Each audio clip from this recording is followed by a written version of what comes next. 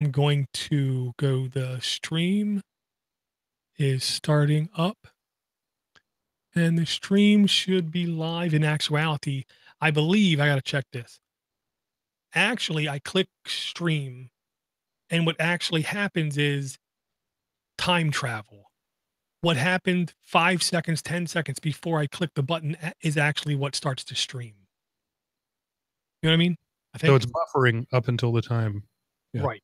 Makes sense. That's the way I believe it happens. But now I said that in the beginning, so now I'm going to see if it did work that at the end of the show. Um, Let me just check one thing, Mark. I really did run late because that queso was banging. Oh, Queso so from good. Chipotle? No, guy. We used to go to a place on Route 198 in Columbia, Maryland, Laurel, Maryland, called, it used to be called Toucan Tacos. Then it changed names to Tippy's. And we went there for years. Queso dip. Now their queso dip by the pint is like $24 a pint. And at the end of the day, they always sell out, kind of thing, because everybody wants their queso dip. He figured out basically how to make it, and how he made it was extremely unimpressive, is what I'm going to say. Literally, all it was Land O'Lakes American cheese. I've And heard he, that word in a while. cumin, garlic powder, chili powder, red pepper, a cayenne red pepper, um, maybe one other thing, but then he said the secret ingredient. The secret ingredient, water. Oh. Because water makes it to where when it cools down, it doesn't turn to a hard lump. And when it's hot, it's very even, very smooth texture. It made the texture unbelievably smooth. Every time we tried to cook it before, it was, as soon as it cooled down a little bit, turned into big lumps and hard to manage, hard to deal with. You just added water. Just add water. The gravy makes it. I'm discovering that what people call queso varies wildly from place to place. Well, doesn't mean cheese. That's the gimmick. That's the gimmick. The actual little translation to queso just means cheese. So they're all right. It has cheese in it. Yeah. Right. In Texas, queso has stuff in it: peppers, onions, meat. Well, Chipotle does too. I moved here to Atlanta, and it's just thin white sauce. Yeah, here he put in tomatoes, like crushed tomatoes. We cut them up smaller, onions, and what I'm going to put in when I do it next time is bell peppers cut up to smaller pieces, kind of thing. And I can see adding either some kind of meat or, beef kind of thing product. But what I can really see is grilled chicken, and basically pouring it over the grilled chicken. Can of Wolf brand chili change your life?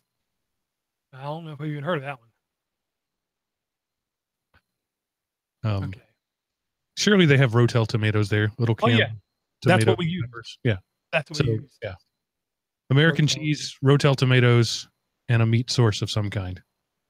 Can of chili, it's cheap and easy, and you basically get Chili's skillet queso if you've ever had that. They have Chili's up there.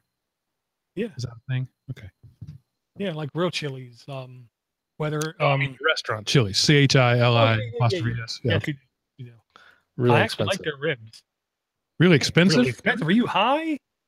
Chili's is expensive. No, it ain't. You know, Ruth Chris is expensive. Well, Chili's is dirt cheap. Yeah, those two. Yeah, the Chili's #1 is in Dallas. I just didn't know if it was a national thing. Yeah, we got. I mean, they're an hour away, but everything is. I'll say what isn't. Okay.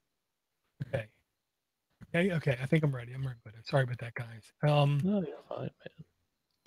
My wife's dad used to like to go to the original Chili's. We went there. And that's the thing. They never push their chili. Their chili actually ain't half bad. Yep. Terlinguic, they call it. Right. It ain't crazy, delicious, insane, but it ain't half bad at all. Their ribs, though. God, I like the ribs in. I like good ribs. Sorry, get some cheese off my shirt. God, it was delicious. Okay. What did you eat it on? You can't eat anything carby. I half the time took a spoon and just put it in the pot and took cheese and went. It was that damn good. Try it with pork rinds. I did, but all I had was spicy hot pork rinds. I'm like, I don't want anything to take away the flavor. Gotcha. Plain pork rinds would have been perfect. I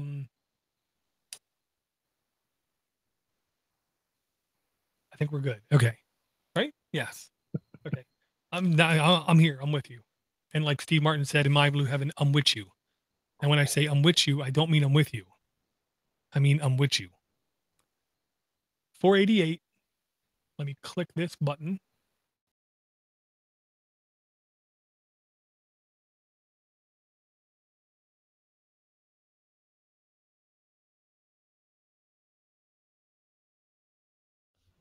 Okay, good.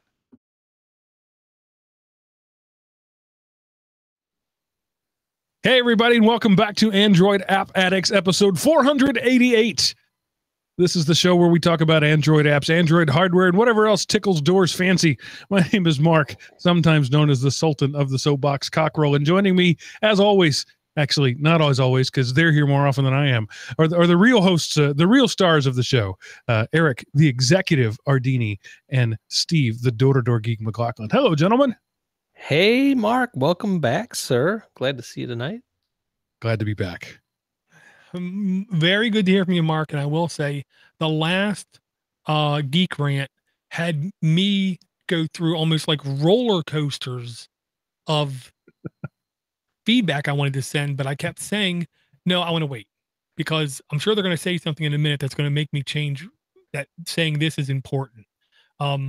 I'm not going to say that was the best episode you guys have done, but it was really close. If not, that was a really good episode. I love Seth's dry, devil's advocate type of stuff. He just spews out of his mouth once in a while, daring you to say something back. Yeah, it's awesome. The show has really turned into way more political than I ever intended for it to be, but it seems to be working, so I'm just going with it. Yeah. Hey, I'm gonna have to check it. I have not listened to it yet. I've got tomorrow off, so I will listen to the last Geek Rant.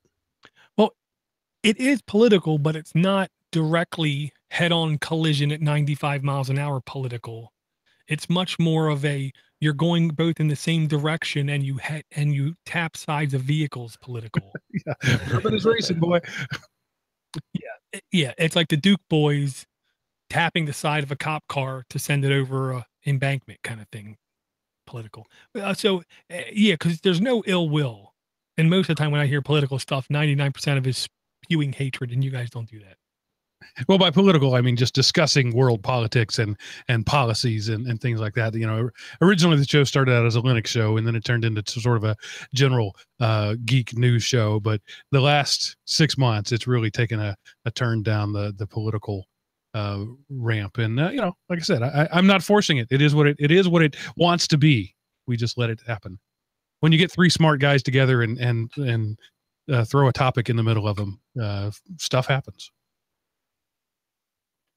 Yeah, and I'll say that's one of my core beliefs.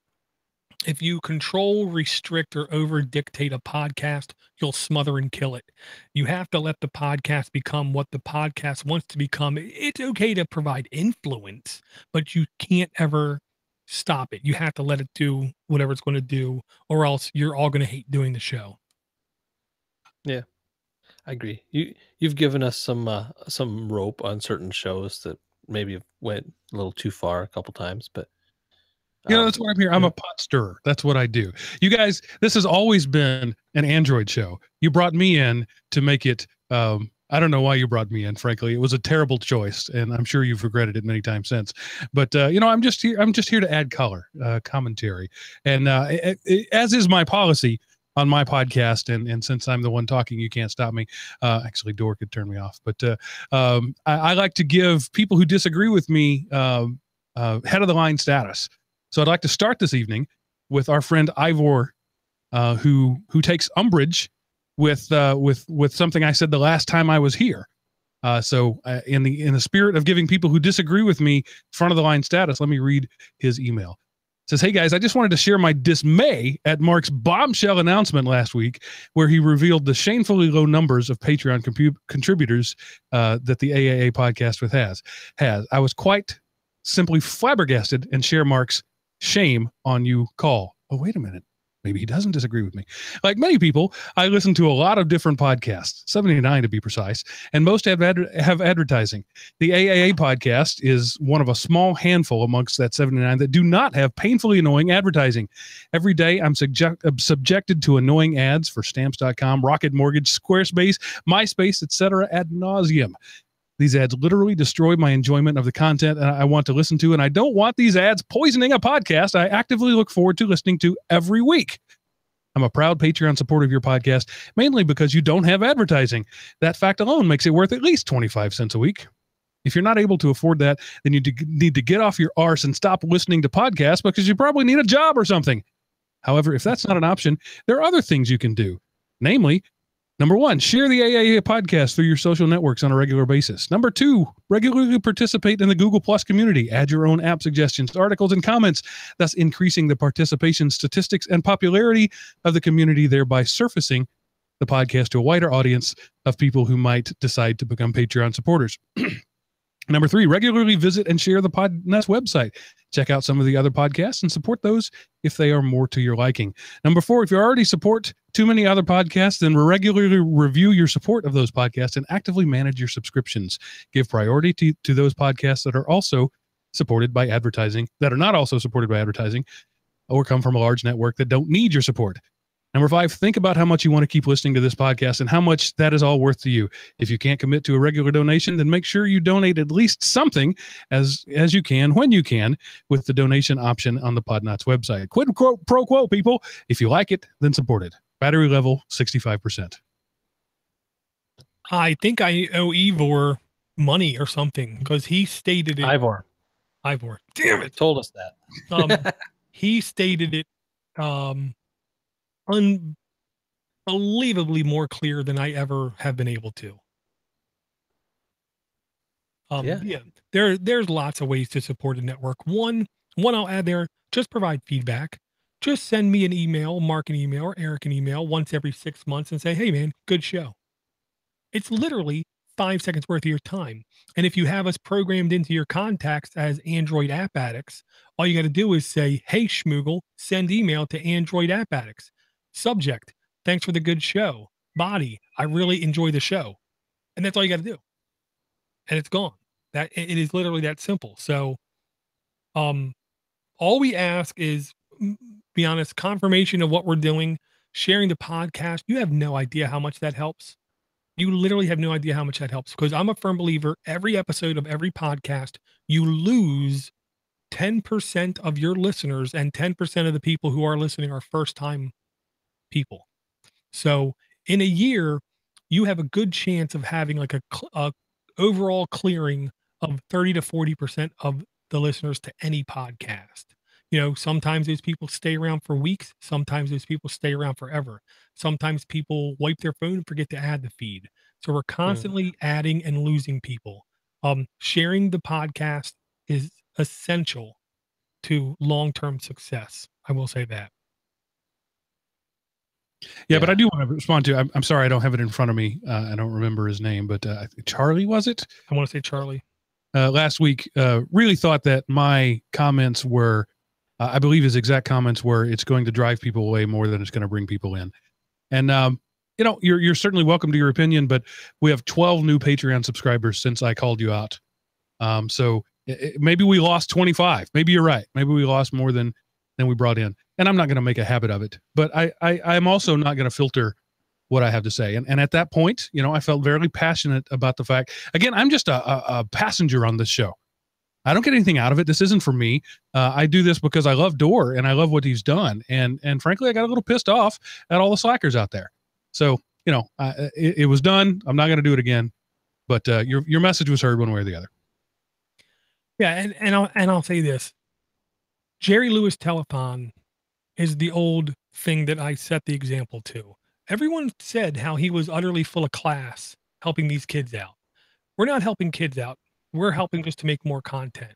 So if we take a break once in a while and remind people how this show is what it is. How, I'm sorry, like once in a while, Eric has a family emergency, including a death, and needs to get hardware, and I send him some money to help support him to get more phones. Why?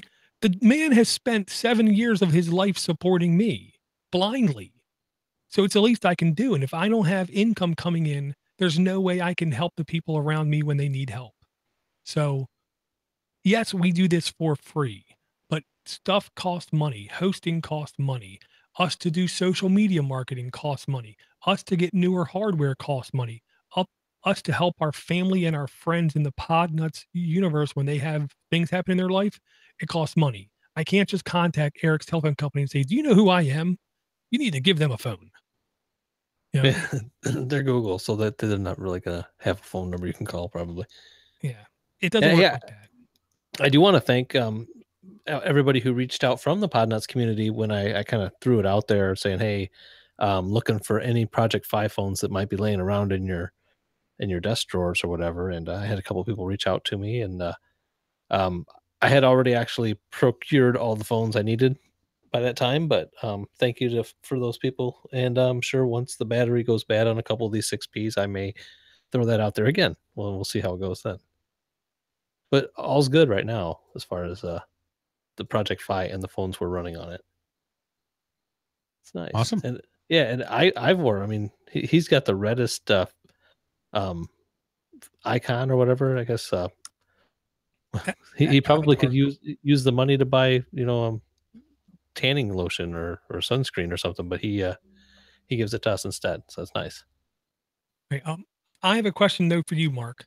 The OnePlus 5T was kind of leaked. Just a little bit of it leaked. You're a OnePlus consumer. Is there any hopes or things that you're worried about on this next device? And is there anything they could do that would actually make you stop and think, I think I need to sell my phone and get this new one? No, I'm not a specs chaser. And there's the phone that I have has everything I need. There are other phones that have other things, but I can't think of anything that would make me want to pay any premium at all to upgrade. My wife has been looking on my phone with jealous eyes. She has the OnePlus One, and it's still rocking after 4 years now. But it's starting to show its age, as all phones do. It doesn't hold a charge very well. So for Christmas, I will be buying her a new OnePlus phone. The question is, will it be the 5 or the 5T? And it depends on what's out there. But right now, I would have a hard time finding a better phone, certainly a better phone for the money than the OnePlus 5. Right. Well, I can tell you, here's what we know so far. On the 5, they're right now said they're going to cease and desist all work on operating systems for it, and they're going to work on Oreo. And after that, they don't foresee any major upgrades coming to that 5 ever again. Hopefully, they do security updates. Don't know. And then they're going to focus all their attention on the 5T. Well, I will say my wife's OnePlus One is still getting security updates. Oh, awesome. Yeah. They are going to shoot for the exact same price as the 5, which first off is good. The specs, a lot of them are the same. The screen ratio to bezel is higher. They still say they're going to have an audio headphone jack. So they believe it's going to be almost more physical appearance upgrade than anything, but at the same price and with more upgrades behind it. That's what you get with the 5T versus the 5. And if it's the same price, then I say there's no reason to go for the 5. Absolutely. So that is one of the devices I'll say on my horizon that is looking appealing. The other one I'll just throw out there, verbal only, is the Honor V10. Got teased. It's going to have an announcement here in like 5 or 10 days. I'm just really interested in looking at all these higher mid-range foreign phones that might have some compatibility in the US. We'll have to wait and see though. But I am actually liking some of the phones I'm seeing on the horizon, like the Razer phone. I just want to see somebody do something different because I'm sick and tired of Samsung 6, Samsung 7, Samsung 8, and they look almost the same and they function almost the same, and their hardware specs are non-spectacular. There's a couple websites announcing that the OnePlus 5T is available. If you go to the lab at OnePlus, you can sign up and be one of the 10 people who get a free trial of the phone. If you just tell them why you should be the one who gets to test drive it. Android Central and a couple other ones are announcing that today. When you buy an Android phone, you're already a beta tester. I don't want to beta test hardware too. Yeah, I do. Well, sign up. I think we've kind of work on my carrier. I think we've reached the point. It doesn't work on. Are you the team Sprint or Project Fi? Oh, that. Yeah. Okay. That one. Yeah. That anyway, you were talking about phones all looking the same. I kind of think we've reached the point now where all phones are going to look the same for a while until somebody really comes up with something strikingly different. And I don't know what that would be. It would have to be a display technology. Folding screens. Yeah, folding screens or expandable screens or something like that. But I mean, even with all of the design power that Apple has at their disposal, their latest phone is just like every other squarish block of glass. That's just where we are and where we're going to be probably for the next 7 or 8 years. Yeah, well, Tank Girl said this is the first iPhone that isn't an iPhone. It looks like an Android phone. And honestly, I kind of agree with her. Yeah, not gonna lie. True. I'm reading an Android Authority website article now. They're saying that the 5T will be released November 16th. That may make it pretty tight to get one for Christmas. We'll just have to see. Yeah. Now that's not. That's like, no, I'm sorry. My UI is not the operating system on that. It runs more of a vanilla Android, right? It's running Oxygen OS, which is a very vanilla Android, very few system tweaks. The only system tweaks I remember were the notification panel were just a little bit fancier, a little bit prettier, but very. It's got a reboot option, which no stock Android has. But yeah, otherwise, I didn't like the launcher on it. I've got the Google Now launcher on my phone. But honestly, that's the only thing I didn't like about it. And there wasn't anything wrong with it. I just liked Google Now integration better. Is that different than Restart? No, none of my phones other than things that I have personally rooted have ever had a reboot option on it. Both of my Note 4 and my Pixel both have that. Right. Oh, and then there's a really quick note. Podnutz in your pocket. If you had the app installed tonight, Thursday, you got the notification live through the app telling you the show is going live. Caleb Fultz and I are going to sit down and see if we can discuss, is there a semi-automated and automated way to do this, or is this going to be a manual process kind of thing? Needless to say, if you want to know when a show is going to go live, we will work on everyone in Podnutz who does a live show and figure out a way that everyone can send to it. So that's the easiest way to know when you want to catch a live show. But when you use the Podnutz in your pocket app and the notification setting for that message, you're going to have to use the Android App Addicts notification, whatever we end up making that be. So it sounds like, hey, Android App Addicts is starting. That would be your notification tone. Oh, I better go to whatever computer I can log into podnutz.com/Android App Addicts live and hang out in the chat room for a while. See you guys. See you, family. I got to say, if you're not watching the YouTube video, and most of you aren't, or whatever, wherever Door puts it, it may not be on YouTube.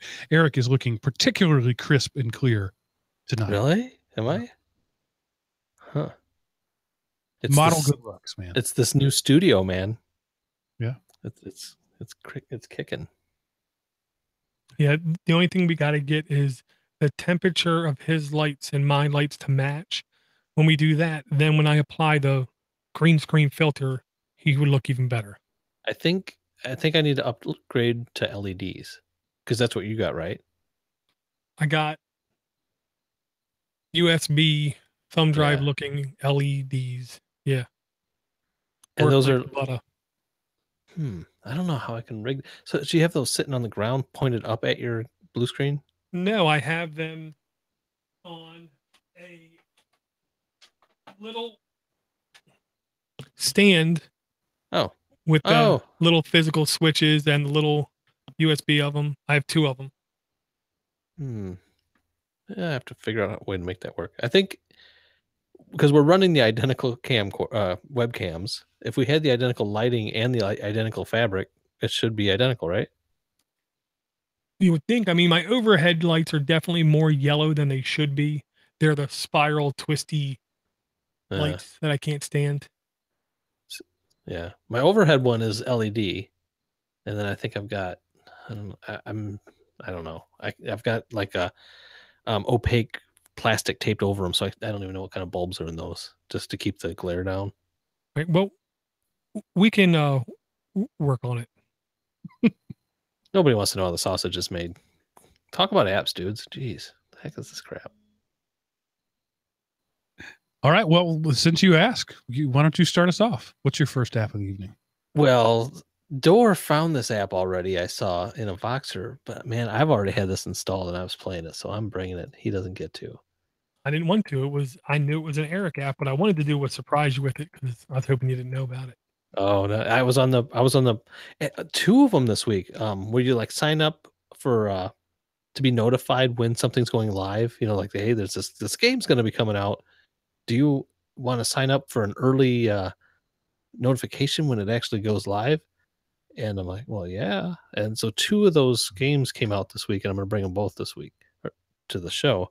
But this first one is called South Park Phone Destroyer. And I have not played the new South Park Xbox game yet. I never got into the Stick of Truth, though it sounds like I really should have, but I don't sit in front of a TV and play games. This game, and I don't game, this is a tower defense, I believe, I guess is how it's described. It kind of reminded me as like a really funny Plants vs. Zombies sort of setup where you have to take people from basically kind of get a deck of cards and of different players and power-ups, and then you use them in a certain combination to fight teams of other people. You are the Indians. Wait, cowboys? They're fighting cowboys and Indians. You are the cowboys, I guess, and fighting the Indians. No, I think it's the other way. I'm the Indians fighting against the cowboys. I can't remember. Anyway, if you like South Park, it's got all the humor and stuff like that. It's pretty fun. It's apparently it's cowboys and Indians and werewolves. I have not made it to the werewolves yet. It just came out today, so I haven't leveled up too far with it. This looks, Lois, like Plants vs. Zombies layout. I don't know how the cards come into play. Well, that's how you select who you're going to use to go to battle. Huh. They're just kind of sitting down there waiting, and you throw them out as you need them. Like you'll have a Cartman card or a Kenny card, and if Kenny's super trick that he does is going to help you win this battle, you flip him out there, and now he's into the little war, the battle that you got going on. Interesting. I'll say the graphics look exactly like the cartoon does, so good on them, I guess. Yeah. It's funny with the one girl, Wendy, I think her name is. When you use her card, she goes, "I'm smart and I'm funny." You know, they have a little saying when you bring them into battle. You know, because there was an episode where she was accused of, well, no girls were funny actually, but that's what they said. And she tried to prove them wrong, or he tried to prove to her that she was actually funny. Gotcha. And I'll say this: the game is completely free. Completely free. Does have ads. I didn't see the ads. I didn't see any ads. In-app purchases, though, isn't there? I don't know what you're buying with the purchase, though. I think down the road you will once you play for a while. Yeah, it says 99 cents to 99.99. I haven't had any need to yet. Like I said, I'm not that far into it. Gotcha. Between 500,000 and 1 million installs, and I believe it came out today or yesterday. It was today. Yeah. Yeah. Jeez. Well, it says it's updated November 3rd, so it couldn't have come out today. Oh, there you go. I got notified of it today from Google Play. Gotcha. So it must have been in beta or in the unreleased status. Yeah, because it is already up to version 2.0.1. And yes, mature 17 plus, not for children. Yeah, right. There's no parts in here that you're not being exposed to bad words. That's for sure. I took today off work just as a vacation day because I get tomorrow off as a holiday. So, and it just so happened I got the notification this morning that this came out, and so oh yeah, I took today off work because my game came out. So I'm one of those guys now.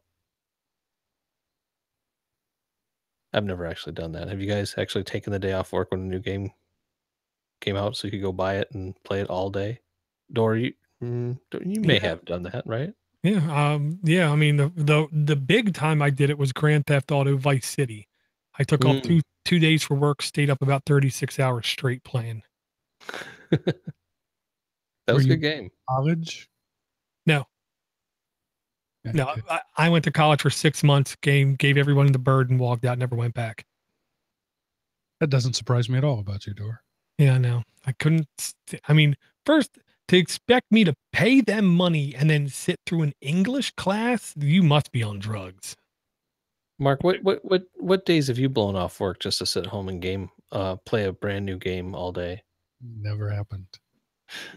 Yeah, me either. Yeah, and then But I'd like to say it did today. I believe it also happened with Legend of Zelda Wind Waker, I believe was another one I did that with. Good game. I do try to give myself once a quarter what I call a dad day, where I take off work and when the wife is at work and the kids are at school, and it's just a dad day, because I spend my life so surrounded by estrogen that sometimes I just need to let my testosterone recharge a little bit, and usually I'll go to a movie by myself and watch stuff blow up. But yeah, not for video games. Not my thing. Huh. All right. I mean, I would grab a chainsaw or something myself and break something on that day, but yeah. I took my bicycle. Oh, go ahead. I did want to update. I think it was 2, maybe 3 weeks ago, Dor brought the Data Wing app, where you're the little triangle flying around. That game didn't hook me at first, but then I got back into it and it hooked me the second time. I just finished it. It's only about, 3 hours of contiguous playtime if you played it straight through. It's a story sort of thing. You get to the end. Honestly, the story's kind of disappointing, but I did enjoy the game enough to finish it, which I don't always do. So I just wanted to give that little follow-up review. It's repetitive in that you're just kind of flying through things, but some of the things are really challenging. Like like your best time on a course will be, say, 14 seconds. It'll say, "Great, now do it in 8 seconds." And so cool. That's kind of fun. Yeah, there was nothing about this game that was easy. The only way I can think to describe this to the audio listener, this is a very tactical game. You have to be very exact with your movements. You have to know and understand what's going to happen when you hit this for this length of time. You know what I mean? You have to be like one with the vehicle. Nothing about this game was easy. I feel, yeah. Yeah, and I thought it was simple yet beautiful. You know what I mean? No crazy frills, no crazy high def backgrounds. Simple yet look good. But yeah, I couldn't finish it, Mark. I tried. There were a couple of things toward the end that I'm pretty sure were supposed to be musical interludes, but since I always mute all games when I play them, it looked to me like the thing was just sitting there and frozen. Yeah. So that's my follow-up review. Dor, what is your first app of the evening? First app I'm going to bring is not a game. Oh man, I'm going to make a lot of people mad. Okay. I am a child of the 80s. I grew up in the 80s. Back to the Future, Digimon, you know, all that stuff. Goonies. Goonies never say quit, you know. Yeah, me. Okay. And everybody of a certain age bracket insisted to me how I had to watch Stranger Things. It's awesome. The one thing that a lot of people do not understand is the clear difference between opinion and fact. It's their opinion that this show is awesome. It's my opinion the show is horribly done and cliche driven and non exciting, no thrillers. I'm not a fan of this genre. I'm not a fan of murder, death, rape, kidnapping, incest, marital disputes. None of that kind of thing intrigues me whatsoever. And that's all this TV show was that I saw. Now, with that said, it was the production work on it was fantastic. The casting on it was really good. Love the sheriff. Love the sheriff. But just not my cup of tea. And then you go complete 180. Remember back in the 80s, every single basically every single video game that was created that had a movie, a TV, or whatever completely sucked. They were the worst games ever created. I have little hesitation in saying one of the best Android games I've ever played is the Stranger Things, the game, video game. This is maybe one of the most well thought out, well drawn out, expansive Android games I've ever played. Mark, there ain't no way you're beating this game in 3 hours.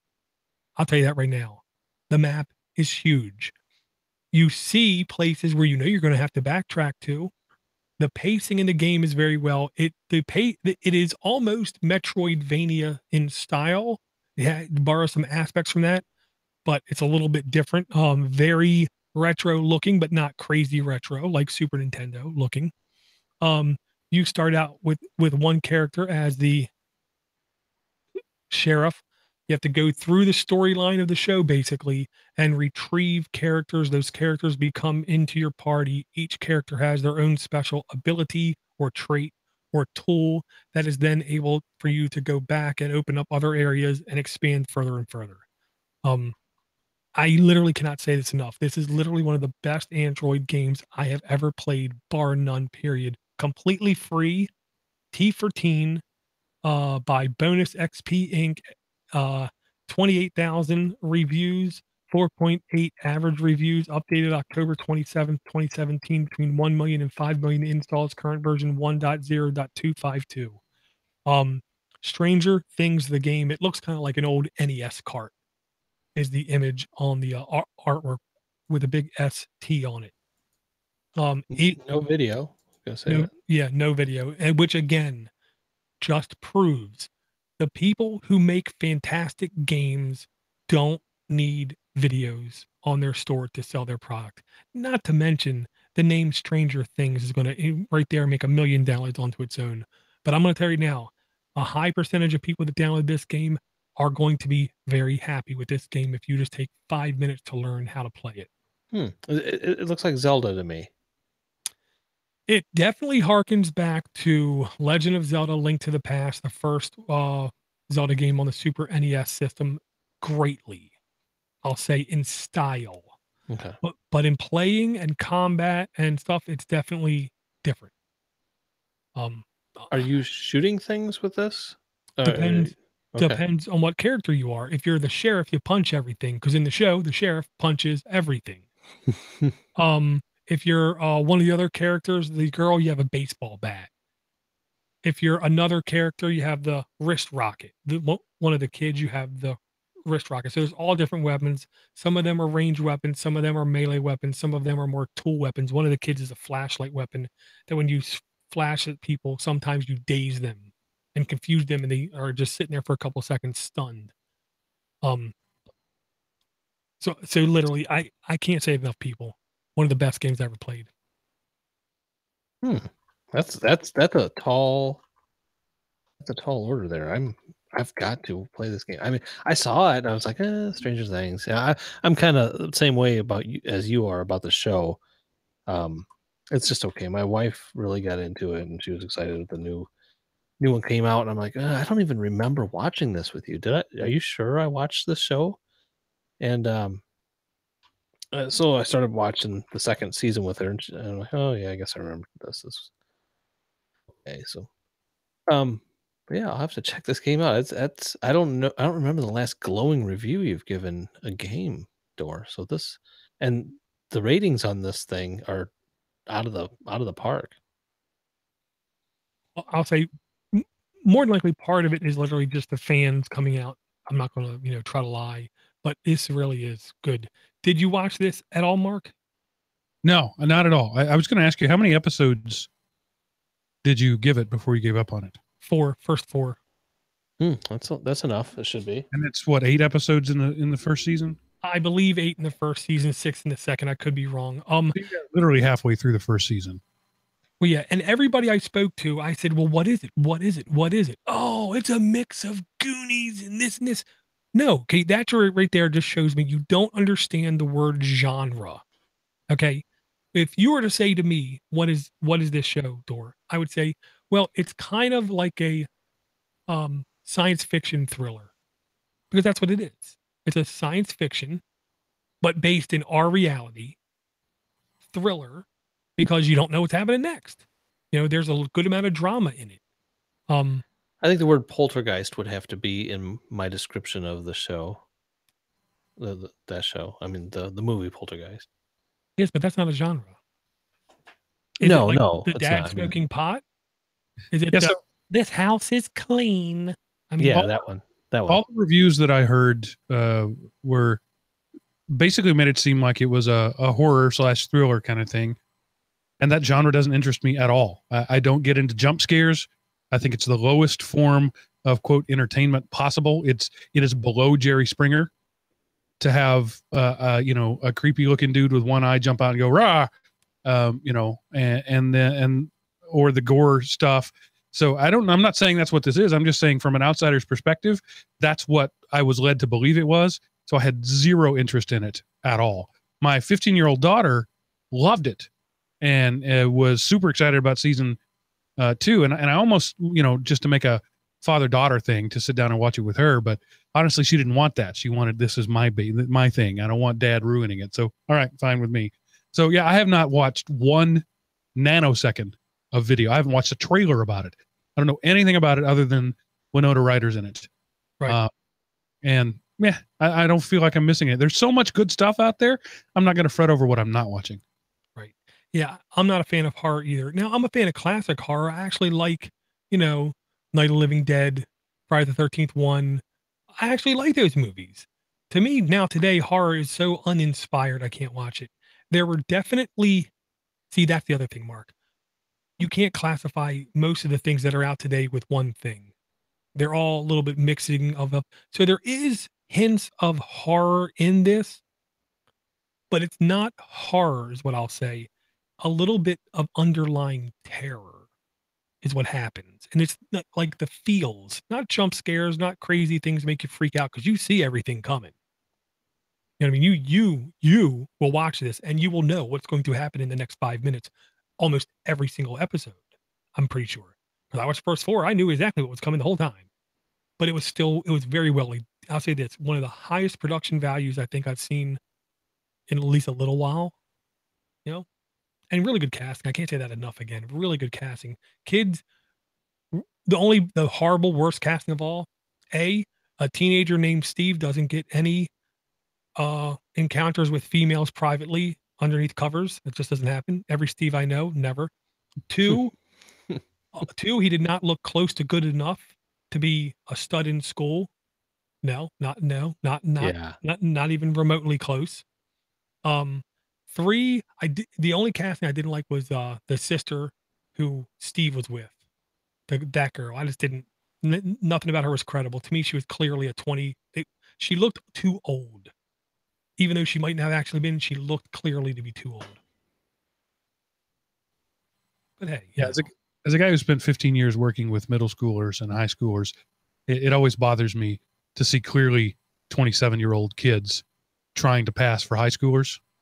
you know, and it just never works, at least for me, because I know what a 10-year-old looks like. I know what a 15-year-old looks like.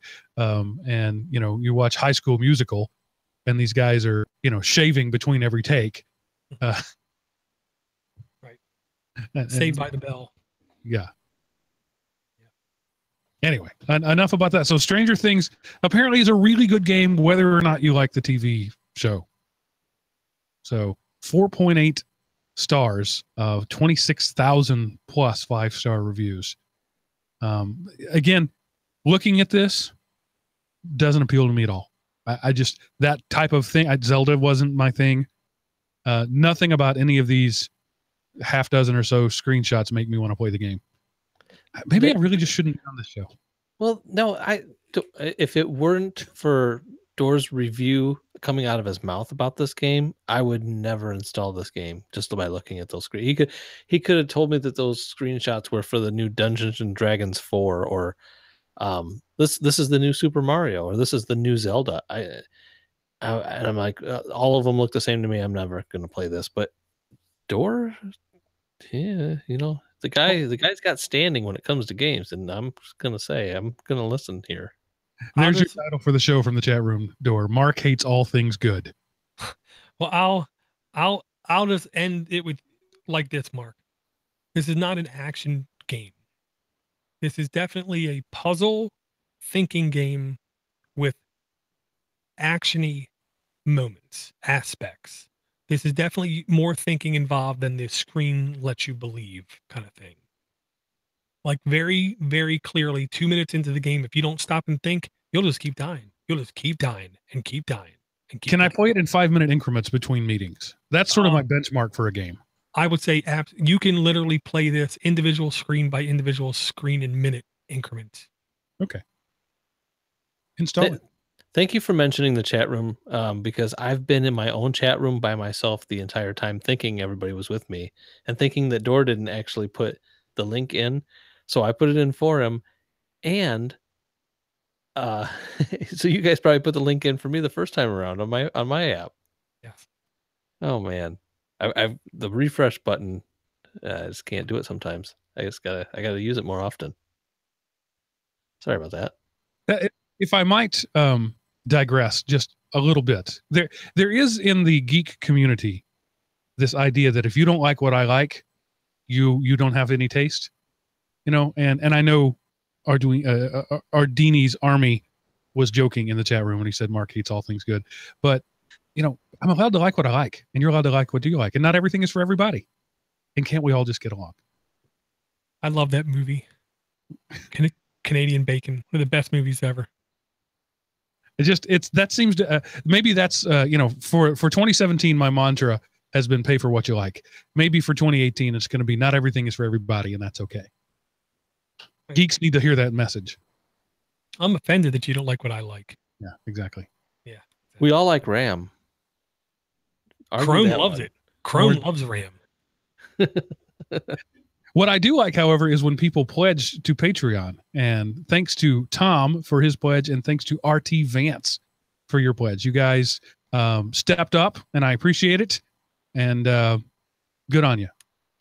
Yeah, and I'll just put out there, I'm holding my hands and raising them up in the air. Tom proved to me that what I call natural advertising. Sorry, tangent again. I have been gifted, after purchasing, a network that I think has the innate ability to make real-world connections with people. Real-world connections that other podcasts don't even comprehend can be made. I have no problem stating that. Mm-hmm. Podnutz makes money. Because Podnutz makes money, I vowed to take a certain percentage of that income and make sure I do my part and I put it directly back into podcast. My logic is I want to keep as much money as I make through the website back into other podcasts. Podcast should be supporting podcast. We shouldn't have advertisements on shows for jewelry stores. We shouldn't have advertisements on podcast for mattress dealers. No, you should if it's a mattress podcast. No, you shouldn't. You should not have advertisements for Amazon on your podcast. You should have advertisements for other podcasts on your podcast. It's the natural audience to pitch them to. And if you think that makes no sense, I don't know what to tell you. But if you watch baseball games, there's advertisements for football and hockey and NASCAR because they're all sports, because that's the way the world turns. You tend to like things that are like the thing that you're already on. So I went and I supported Run Jump Stomp is his handle. And I had him run some ads for me. And I paid him, I'm not gonna say handsomely, but there was no hesitation on his side when I stated the money. And that was the goal. I want to make sure he is happy. He's able to buy something cool for his kid. He's maybe able to take his wife out to dinner, and maybe he can put that money back into another podcast if he so be it. But I'm now making a goal to put my money back into podcast, especially, not trying to sound dumb, when it's a tax write-off, it's even better. Yeah, no, that's a great idea. I think it's super. We've done shows, Door, where we've brought our favorite, podcasts, where we kind of went around the horn a couple times and said, "Hey, what are you listening to this week?" and stuff like that. Yeah, and one of the last DoorToDoorGeeks, I want to say maybe 14. Well, Door, your show would take an hour and a half just listening to what you listened to this week, anyway. So, but sometimes we talk about our favorites, I guess. Well, yeah, that's why I say if you go to one of the latest DoorToDoorGeeks, DDG on Podnutz, I want to say it is podcast number 9. At the end of the notes on that episode, I have a link to my OPML file with 129 of the podcasts I listened to. I'm now up to like 135. So if you want to know what I'm listening to, you can look at it right there. Down. Call me an idiot for listening to this. Call me a jerk for listening to that. But I guarantee you'll find at least 1 or 2 shows that you like. Is there any that you, out of that many, is there any that you listen to that you despise, that you just listen to hate? Sometimes, people would listen to Rush Limbaugh, even though they think that they didn't agree with anything, but they couldn't. It was like watching a train wreck. They just couldn't turn the dial to get it away from them. If they came across him on the radio, they just had to listen. Okay, Eric, I love you. I don't listen to podcasts I hate. There are a few podcasts I listen to that the only reason I listen to is so I know what not to do, because they do absolutely everything wrong. And I want to make sure I never do what they do. I did delete those shows out of that OPML file because, to be quite frank, I'm embarrassed that I even subscribed to them because they're horrible. They're bad. They're one of the worst factual podcasts I've ever listened to. 2 of them, at least, I can point out, maybe 3. They constantly lie to people. And they are very tacky, very poor taste, very unprofessionally cussed. Their audio also isn't good. And once in a while, they sound like 80s DJs. So, yes. And no, I'm not going to tell you what they are. I started a whole podcast that ran its course called The Art of Podcasting, specifically because of 2 podcasts that where the hosts purported to be experts in the field and gave terrible advice. And so it was sort of the anti-podcast for those 2 shows. So I know what you're going through, Dora. I feel your pain. Yeah, the old adage is, if somebody touts they're an expert, be a little skeptical of them, because it's very easy for me to say, "Oh, me, I'm Vulcan. I didn't land on this planet." And, instinctually, everyone is skeptical. He's an idiot. He's psycho. He's not right in the head. But if I hop on the mic and say, I'm an expert at podcasting. Oh, well, he's an expert at podcasting. For some reason, people aren't as skeptical. Maybe because it's more tangible, more believable, or whatever. But whenever someone tells you they're an expert in something, ask for qualifications. What really does make you? And if they say, well, I've done 1,000 podcasts. Well, just because I shot a basketball 1,000 times doesn't make me like professional. Doesn't make me as good as a professional. It just means I know the hand movement to throw a ball. This means you're a slow learner, maybe, because you did it 1,000 times and you're still no good at it. That's and yes, Mark, I will say one of those podcasts I'm talking about, the guy insists he is the master of everything when it comes to podcasting. And he is horrible, and he lies, and he misleads, and he misinforms.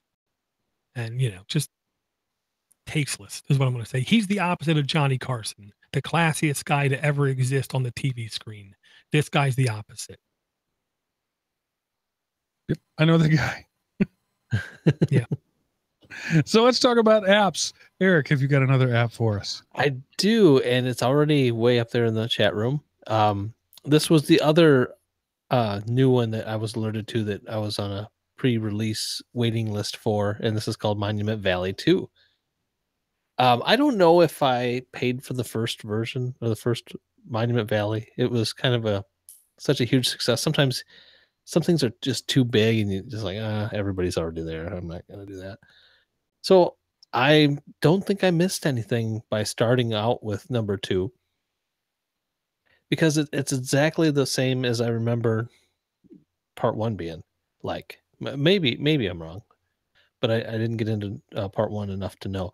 But this is basically these weird MC Escher type mazes that you have to manipulate and work your way through to get to an end point. You got to go through the maze on each one, and it's just so cool how these guys have used art of like MC Escher type things along with your mobile screen to manipulate them, to make them just do these crazy different things to run through, and then it's got a neat little storyline to it. Very beautifully done. It's a pretty game, I gotta say.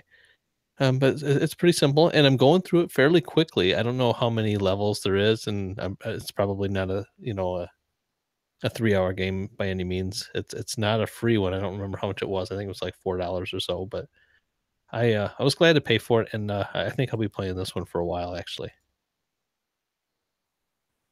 Did you guys ever check out the first one or this one? Oh, only when you brought it to this show. Didn't play it. I downloaded the first one, played it for 3 seconds. It was nothing that intrigued me or hooked me.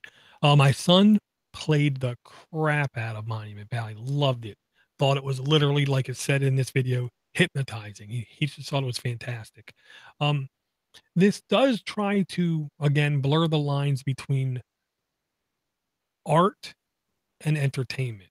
It tries to, be something pleasing to the eye and then have interactive capabilities that are like a game. To me, it's going to be really hard for them to improve on the first. The first was really successful. I can't see how this one can be more successful. Charging $5, I can't see how it can be remotely close to as successful as the first one without doing something completely different or 200% better than the first one. I wish them nothing but luck, but when I look at this game, it looks like something that should have just been a expansion pack or level upgrade. Yeah, I totally agree. That's what it feels like too. But I wasn't into it at the time, and I don't know what I was into then. I don't have anything I'm really into now. Oh, I got an update. My BB Tan game that went on for a month and a half finally ended. I was at 1100 something for that score of that game. Wow. And I think I'm just gonna uninstall and go away from it for a while. I just couldn't. I don't want to play it no more. It was great. I mean, a great game, but dang man, that was a long game. And it was. Let me pull it up here. Oh no, I'm starting a new game. 1,197 is my top score now on that. Month and a half long. So maybe this one will take my next month and a half away from productivity. Well, and if I'm completely wrong, listener, please send us an email at aaa@podnutz.com. Let me know how this is different, better, unique. Yeah. I'd like to know too, because I a lot of our listeners, I'm sure, really got into Monument Valley and played it all the way through. I just didn't. So. Oh yeah, and if they don't take my words as negative, there's nothing bad about this game. It looks good. Looks really good. If I was into these kind of puzzle-like games, this would be another great game. But I don't see it being, to me, when you do 2, there really has to be something more than just a continuation, a level pack, DLC. It needs to be something different, or you just literally just keep putting out level packs that people can buy. There is a story behind it. I mean, every time you get through a level, not a puzzle, but after like a series of puzzles, like 3 or 4 puzzles, you'll end at a level, and there's like a little animated screen where, you know, a little video or whatever, kind of like Miss Pac-Man used to have, where you'd have a little something about the storyline goes in. So maybe the story picked up on where something left off before. I'm guessing maybe. I don't know. I'd like to read a review by Kwayua Lee. I'm sorry, I'm sure I mispronounced that name. I'm not sure I can properly summon the correct amount of teenage ennui to read this, but I'm going to try it. Not as thought-provoking as the first version. It became more like Hollywood version, stunning visuals, but shallow in gameplay itself. There was no depth or complexity of the puzzles, and as in the previous version. Again, it's visually perfect, but the 12 puzzles included in this game are more like simple click and advance. It's a beautiful piece of art, but not much more to become a real classic. Overall, still very enjoyable game, but the price does not justify the quality. My heart is sad. Very. At least it was a much friendlier review than the last one that you read. Hopefully he got through the 12 levels in the 48 hours or whatever, he can get his money back. All right, let's see. That was you, Eric. Door, your turn. Okay, now for something. I had told you to go, but I think we need to have an intervention before we go farther. Eric, we can't continue this podcast until you uninstall BB10. Oh, all right. It's for your own good. We love you. We care about you. Is that how it's going to be? I will do it. Can a live uninstalling go wrong as like all live demonstrations happen? I don't know. The chat room is deeply concerned about your mental. And I appreciate their sincere thoughts on my well-being, but I just don't even know this. I've got a weird launcher. I don't know if I can find how to uninstall games. All you gotta do is from your app drawer, hold it down, drag it, uninstall will be at the top. You control your life, Eric. If you could see this app drawer door, it's a weird launcher. The app doesn't control you, Eric. You control the app. And we know you can do it. It's a Microsoft launcher. It doesn't really work quite right. See that? See that launcher? You see that app drawer? Yep. Oh, what's that? Notification? What's this? I can't even focus on what that says. You want to uninstall this app, cancel, or okay? BB10 7 years. Bye. It's gone. Okay. Oh, by the way, look at that background. That is the Mark Sorrell watchmaker wallpaper app. Well, that's cool. Yeah. Thank you, Mark. And go ahead, Mark. All right, Door, back to you. Okay, now for something absolutely unadulteratedly completely different. But before you react, take a breath and relax. Okay. It's called Star Wars Jedi Challenges. It's an augmented reality game by Disney, for everyone, completely free, no ads, no in-app purchases. Okay, Disney, completely free, no ads, no in-app purchases. That right there should tell you something. You gotta have a bunch of hardware to run it.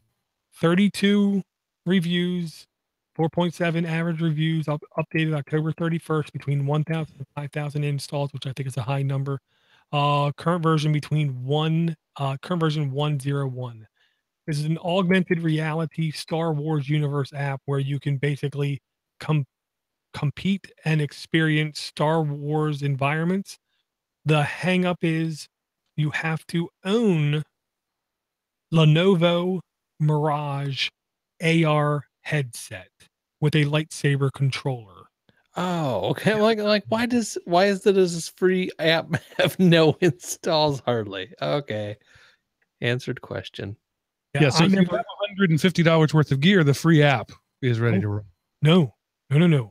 On Best Buy, $199. On eBay, $290.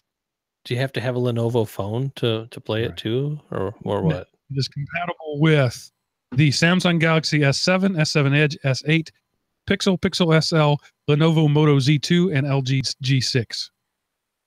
That's it. Wow, this must be their killer app to sell that headset, especially when all of those phones probably fit just fine in a Samsung Gear VR for almost $100 less. Right. And well, yes, but then you don't get the lightsaber. Oh yeah, that's right. And if you notice, there's no video. There is a video over on their official website where you can actually see the interactions with it. There is no doubt if I just happenstance had this sitting in my house, this would be fun as hell. But I'm not spending what would end up costing me right now $900 plus to get all the needed hardware to do this. I mean, I like Star Wars, but we got to have limits, people. This is an AR, augmented reality app where you're drawing pixels on a screen. Why would you have this anemic, scrawny, short Darth Vader as your first? See, that looks like some pimply-faced teenage kid bought a costume shop rental and put it on. That's a terrible Darth Vader for this killer app. And that doesn't look like a screenshot because that does not look like an actual human's house. It looks like an animated house that thing is in. I'm not understanding. And then, okay, is it just me or is there one screenshot, but it looks like there's more that I can't? Oh, wait, somehow. Okay, it's my browser messing with me. I've only got one screenshot. And I can't like move over to the next ones. Can you? Yes, there's like 5 screenshots. All right. I only see the Darth Vader one. All right. And that's the worst one. Vader is the coolest villain ever in the history of villains. And this is like a mockery of him. And there's no reason to. You could make him look like whatever you wanted to. It's Disney. They got every physical angle that you could possibly get of Darth Vader. Of good Darth Vaders, of these Darth Vaders. And they use that. I gotta disagree, Dora. I bet this game totally stinks when you play it. I'm sure it can, and for at least the first 2-3 minutes you play it, it's amazing, and you think it's the best thing that's ever been invented. And then after the initial buzz wears off, you realize that it's packed with flaws. And yeah. I do like the little chess game or whatever that game was that they were playing in the actual that part's cool. What you got from the original? That's from the original Star Wars, wasn't it? Where they have like the moving chess pieces or whatever, playing some weird thing with actual little holographic animals on it. I love Star Wars characters and objects only appear within the headset, meaning they're not actually going to materialize into your bedroom. Oh, well, it's good they let you know that. Yeah. All right, swing and a miss on that one, Dor. No, it's not a miss. It's a perfectly contacted ball that I hit directly at the pitcher to catch and put me out. You're not going to read any of these reviews?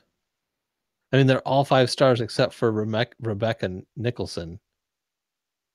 And Disney responded to her negative review.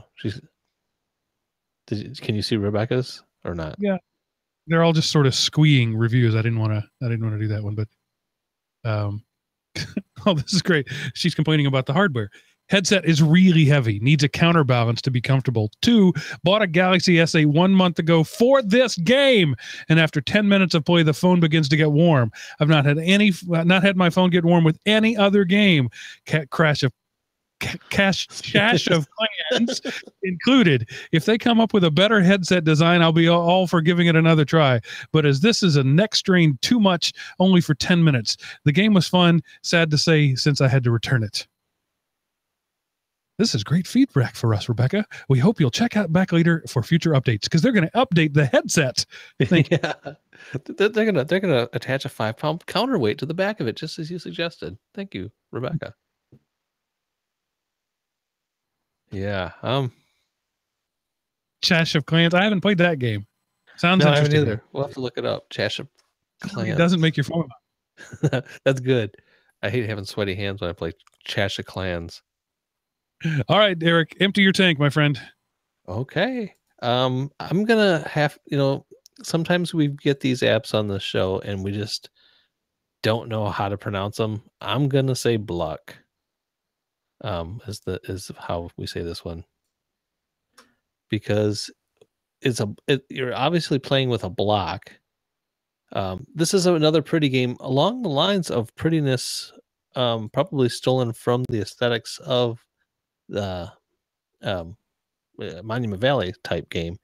Basically, there's towers creeping up out of the ether, and you just see the very tops of them, and you just have to navigate a block to jump across the tops of all of them.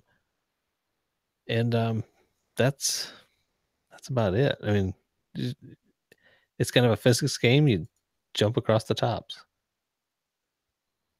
Sort of Angry Birds-ish style of physics, but then Monument Valley looks. So is it like a pullback and launch Angry Bird style? What's the mechanism for it? Yeah, just like that. You get the angles, you kind of see a little tracer of where it's going to go, and you let it rip. BLUK. Right. That's definitely a thing. And my next one is it's just pretty games night, guys. That's all I can say. This one is called Slip Away. Back when I used to do video editing, I used to use a song called Slip Away. It's actually a Christian heavy metal song, I think, if I remember right. Nobody knew it. Nobody knew when I slid this song into their Demolition Derby videos that they were getting exposed to the truth, but I did it. So Slip Away is a pretty little game where you are like this jellyfishish squid kind of thing, and you just have to navigate through a maze of obstacles, and you tap left and right, and you got to do kind of a centrifugal rickshaw, kind of move back and forth to get through all the stuff. It's going to back and forth. You can't just actually hit straight and go straight. Centrifugal Ripsaw, that was one of the best punk bands of the 70s, man. They're good. They really get you swinging. What this initially reminds me of is Teenage Mutant Ninja Turtles, the game for the NES, when you had to go into the water and swim through the electrified seaweed. Yeah. We couldn't touch any of the walls or else you would slowly lose power. Yeah. And it looks like the walls are covered in danger. Yeah. It's not that you just lose power. You pretty much get toast. Gotcha. Quintessential millennial review. I kind of like it. My only complaint is the difficulty. Maybe change to a health system rather than death sentence for every touch. Well, it's too hard. That's funny. Wow. Good one. Did Disney write back and say, we'll consider your thoughts, Rebecca? Andy Nuega said, the story was so sad. That's the whole review. I don't remember the story. It might have been sad now that you mentioned it. That's it for my tank, though. All right. Okay. First thing I'm going to bring is not an app. Instead, this is a service. These are starting to pop up in all kinds of places for all kinds of different purposes, where you have membership fees, basically, kind of thing. You pay a monthly subscription. This one is called Game Stash, GAMESTASH. You basically go there, you pay a price, $4.99. Right now, limited time. If you wait, it's going to be $6.99 every month, and you get access to right now more than 300 games. They expect to have only an ever growing number of games.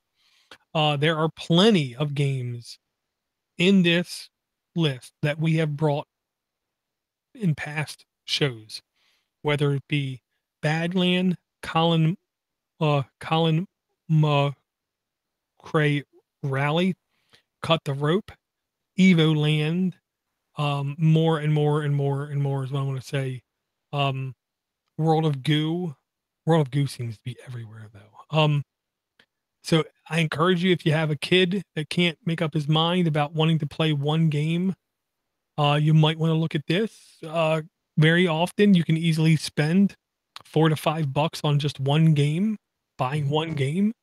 And if you buy one game a month, why not give them access to hundreds of games for the same price every month? It's a neat service, I guess. You got to pay through like PayPal or a credit card then? Is that how you do it? I'm sure, yeah. How else are you going to pay? I don't know. I was hoping, do they have Game Stash opinion rewards or anything? No, I'm just, sorry. I doubt it. But yeah, that's the first thing. And I just thought it was interesting. Wanted to throw it out there. A couple places have talked about it. And I told my son to at least look at it, give me his impressions. He didn't not come back with anything yet. Last week, one of the games. I'm sorry. My favorite thing about it is it's Android only. Suck it, Apple. Yeah. Apple would never let this happen. Exactly. That's why they don't get it a cut. Exactly. This next one, to be honest, is a little bit hard to initial clarify what it is. I brought a multiplayer game last week. It was Tuxcart. This is the same kind of multiplayer game, but I believe you can actually play over the internet. Okay. Once I say that, people have to understand one of two things is going to happen. You're going to experience a lot of frame drops, a lot of lag kind of situations, or the pacing of the game is going to slow down. Okay. And that's what happens in this game. This game is called Snipers and Thieves. They have different versions of them, I believe, and it goes through different revolutions. Like the game, you don't need to download the next version. You don't need to download packs. Like right now, it's Halloween themed when you download it. Basically, there are two teams. One of them is snipers. One of them is the actual thief. The thief, when you run around, there's money falling out of your backpack, so it's easier for the sniper to spot you. The snipers are in fixed locations, can only move very little bit, and their goal is to find all the thieves and shoot them. The thieves' goal is to avoid being seen as much as possible, make it from one side of the arena to the other, and make it to the escape van. And it is multiplayer. That's the gimmick. There is no, I believe, no NPCs, no bots. It's all real people playing this game. Them spiders are scary in the video, or at the beginning. Yeah, and there's lots of pumpkins everywhere, at least for now. Do you get to play? Do you get to pick sniper or thief? Honestly, I played this last week, and I want to say yes. As soon as you join, you get to pick what side you want to be on. It looks like there's some weird stuff going on. Kind of, some hacks of what you can do with your character, and might be a kind of a weird world to hang out in. It's not totally open like a Grand Theft Auto, is it? No. They're isolated stages that, there's only a limited number of them, like 10, I want to say. The snipers will only appear in certain places. The escape vehicle will only be in a certain place, and you just have to get from one side of the level to the other. But there is a lot of customization you can do to your individual character. The better you do, the more rewards you get. The more rewards you get, you can change your clothes, change your hat, change your sneakers, kind of thing. I do believe there is at least a little bit of power up system that that happened on this game, but I cannot remember that. But yeah, completely free to download and install. Does contain ads. Does have in-app purchase. So I'm pretty sure the purchase is really only for apparel, hats, face makeup, stuff like that. By Play Stack, 60,000 reviews. Average 4.4 version, 1.4, yada, yada, yada. Updated October 25th, 2017, between 5 million and 10 million installs. Looks fun. Chris Corey says it's extreme pay to win. You're severely outclassed by any credit card warrior, and premium currency is super rare. It's fun if you don't take any of it seriously, but infuriating when you get one shotted and you have to hit him 5+. Whatever that means. I don't recall that, but okay. I could be mistaken, or I was in a room with a bunch of people that sucked. I guess. I don't know. Sounds like he hasn't grinded enough on this game, and he's just jealous. Yeah, credit card warriors, man, they're terrible. Yeah. No, again, something completely different here. This to me was a very interesting app. iNaturalist, iNaturalist. Education app, for everyone, completely free, no ads, no in-app purchase. 1,060 reviews, average 4.1 reviews, updated November 3rd, 2017, between 100,000, 500,000 installs, version 1.7.13. This is an app that tries to do image recognition to a degree. You find an animal, insect, bug, life form that you cannot identify. You take a picture and it tries to help you identify what it is that you're looking at. That's awesome. Yeah, I thought this was definitely interesting enough to give my kid, to tell him if he sees something he doesn't know what it is, take a picture of it. I do believe there's also some location limitations you can say. So you can say, I'm in Maryland. Don't show me bugs in sub-Saharan Africa. You know what I mean? Kind of thing. To help you limit your scope on what you're looking for.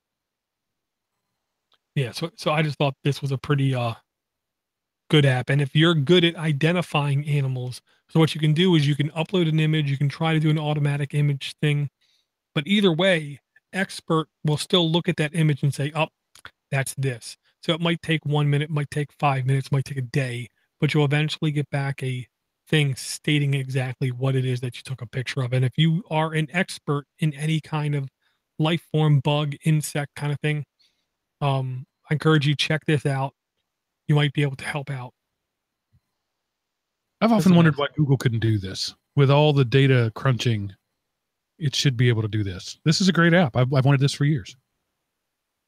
I've tried using Google for this. I had a weird bug on my pool last year, the year before, that I could not identify.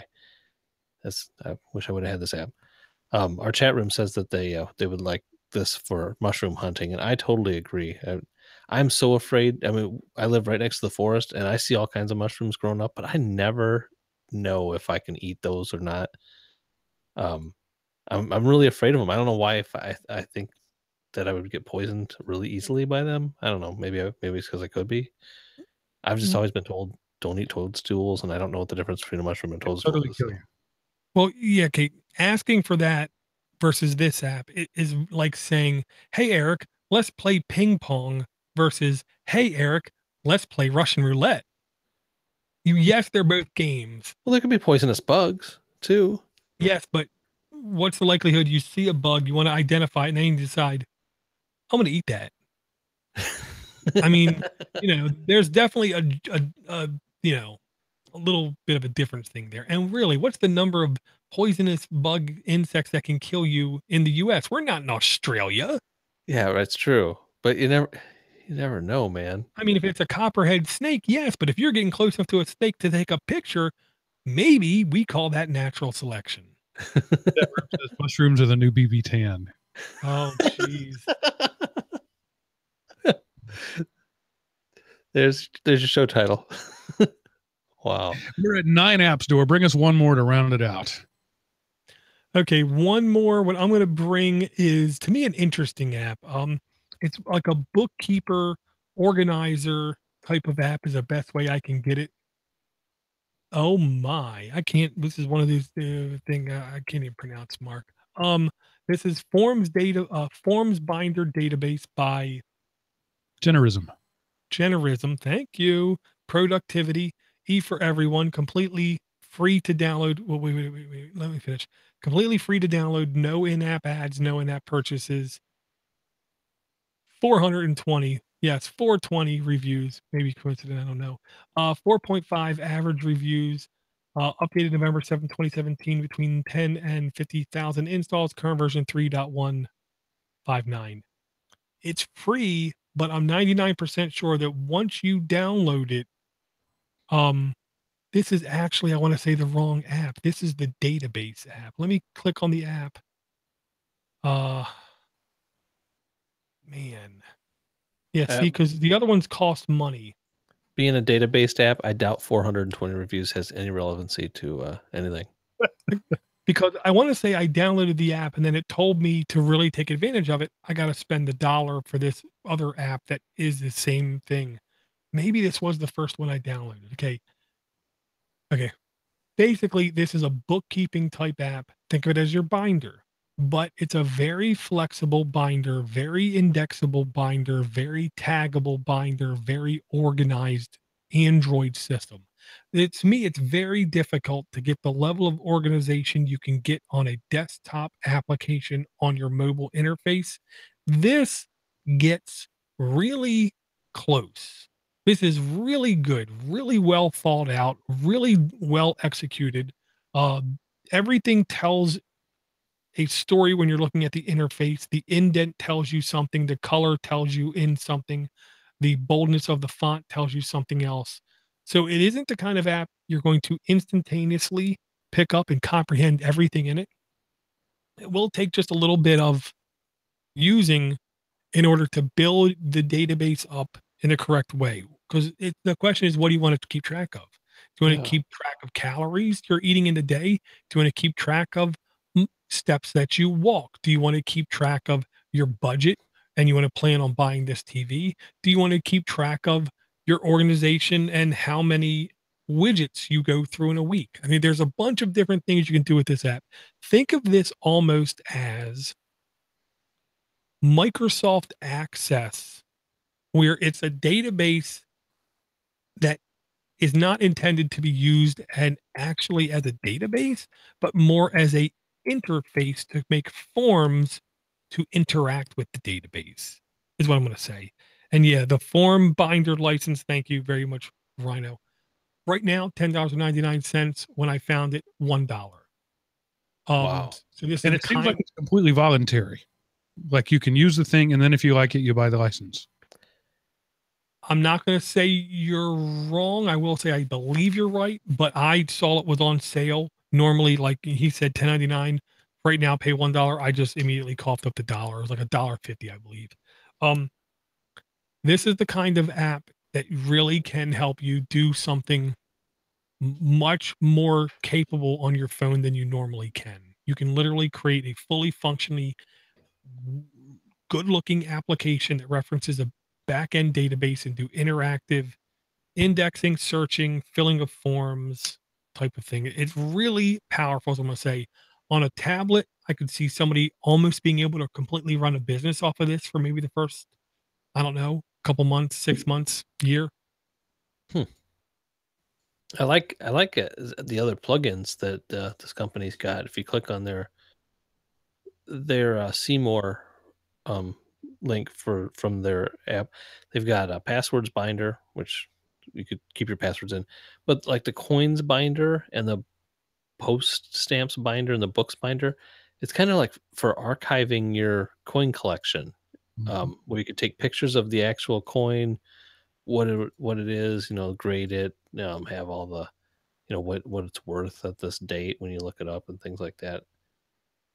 I could see it being really handy for somebody who's got the need. I'm just not organized to use this though. But available on Android, Windows, OS 10, and Linux. So the Android thing makes it easy to take pictures of stuff, and then you can manipulate it on a real computer later. Very cool. If it was $1 again, I might come back just to get it for when I may have time to build something like this to be useful for myself. I kind of a seat in my pants guy more currently. Gotcha. You, Mark, isn't this like would you not? I'm all into my data, but it's not making me tingle. Okay. It just isn't. It's not to say I'm not going to keep it in mind for later, but I'm having a hard time coming up with a use case for it at the moment. Well, okay, here's a good example. In Google Play, at least on the desktop browser, it's very easy to click on Add to Wish List. I do believe they finally implemented a feature that when that app goes on sale, the price drops, you will be notified by a gentle, non-abrasive email is what I'll say. When you do what? I'm sorry. I was listening to some other podcast. What did you say? When you click Add to Wish List, is on the full desktop browser right next to the install button. Done. You were weren't you? Yes. No reinstalling here. That sounded believable. So hey, before we finish it off, I just want to throw something out that 2 days ago, it's not relevant now, but 2 days ago, Amazon gave a little sneak peek at probably some Cyber Monday or possibly Black Friday type deal. I'm kind of intrigued by this new Fire HD 10 they have, 2 gigs of RAM for $150. But they were giving it with a free Echo Dot the other day for $150. You got the tablet and the dot. I thought that was a pretty good deal, and I imagine they would. It was a 1-day thing. I imagine if people are thinking about buying either of those 2 items, and they would consider having the other one, that this deal will come back. Just keep your eyes open. Kohl's and Target are saying they're going to have Echo Dots for $29 on Black Friday. So that may actually get me out in the stores on those days. Well, the one I bought for my parents, I bought refurbished for $34. I didn't think that was too bad, you know. Oh, that's great. You can still I think you can still get that deal like every day. And refurbished, you'll never know except for there's a sticker on it that says refurb on the box. No, you're not going to get it. You're only going to get it when they're available in stock, and it's like random. It'll appear every week to 2 weeks. That list you'll go there and it will say in stock. But there's at least a couple days a week you go there and it just says out of stock. Supposedly the Google Home Mini is going to be on sale at those same places for $1 less. It's like literally Google turned and said, how much are they charging? $1 less. Huh. Yeah, see, I'm not into the Amazon ecosystem. I have no Echoes. I do have a Google Home though. So I don't know. So when you say, hey there, Schmoogle, do all the phones and Google Home compete to see who can answer first? Depends on what your first word is. What? If you say, okay, then yes. If you say, hey, then it's just the home. Oh. Okay, because what I always thought I heard was it can tell by the volume of your voice which one you are closest to, and basically they all answer no matter what. But then, dependent on the nature of your question, the appropriate one will answer. No, there's been times where I've had multiple answers being shouted at me from multiple places on the same question. It doesn't. I mean, I've trained myself to talk to the one I want to talk to. 5 devices saying Will Smith is 6 feet 3 inches tall. Again, you haven't remembered this yet, Eric. Come on. Jeez. Get with it, man. All right, let me run down our list of apps. The South Park Phone Destroyer by Ubisoft Entertainment. Stranger Things The Game by Bonus XP Incorporated. Monument Valley 2 by Us2 TWO Games. Star Wars Jedi Challenges by Disney. BLUK Physics Adventure by Pixel Ape. Slip Away by Nanovation. Game Stash, which is as many games as you want it to be, by Game Stash. Snipers versus Thieves by PlayStack. iNaturalist, which I honestly thought was going to be a nudist app at first, by iNaturalist. And Forms Binders Database by Generism. So there you go.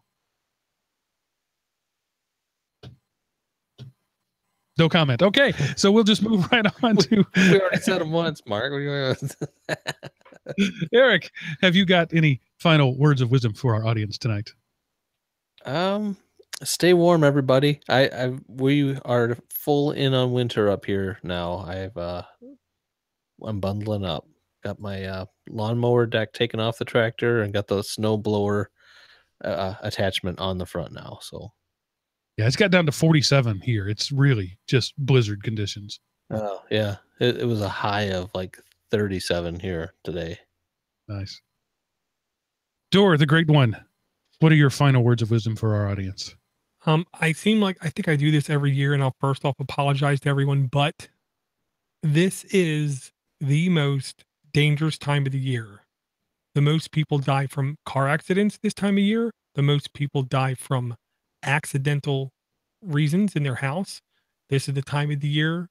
They're the most aggravated assaults. This is the time of the year where there's the most murders and homicides. This is also the time of the year that has the most suicides. So do what you can. Love the people around you. Check on the people you love. Remind the people that they mean something to you. Be safe. And whatever you do, don't forget to support those who support you. It's also the time when families get together, which could cause most of those things that you were talking about. Ding. I will say shamelessly, if you are considering purchasing your Christmas items on Amazon, please use the Element Opie Amazon link at elementopie.com/Amazon or Amazon.com/elementopie. I think it works. No, I didn't get a URL on their website. What was I thinking? elementopie.com/Amazon. Element as in cobalt, oxygen, nitrogen. Opie as in Opie Taylor from the Andy Griffith Show, or Opie from Sons of Anarchy. I'm going to step right in there. Dor no longer has an Amazon affiliate account. I do. Please use mine. It's the least you could do. Literally. There's like no effort to it. It's literally the least you could do. But having said all that, the best thing that you could do to support Dor is pay for what you like. Go to podnutz.com, use the tip jar. If you don't trust Patreon, send him some Bitcoin. I'm sure that's a thing. If you don't trust the governments, or you can go to patreon.com/Android App Addicts and stand up and be counted. Really, I think that's my favorite part about that. It's not just pitching in a buck, but it's putting your name on the list. It is literally saying, I, John Smith, support this podcast. And that means as much or more than the money, frankly. Yeah. So go do that. And that would be a cool thing. Dor, are you taking overstock.com coins? They're having an initial coin offering themselves soon. I guess. All right, cool. There you go. If you guys are overstock.com customers and you don't really care for the Amazons or the eBays out there. Dogecoin's a thing too. So, Yeah, does Doge have a shopping site like overstock.com? I have no idea. All right. Before this show spirals out of control any farther, I'll say good night, everybody. Thanks for hanging out with us, and we'll see you next week. That's it for this episode of the Android App Addicts podcast.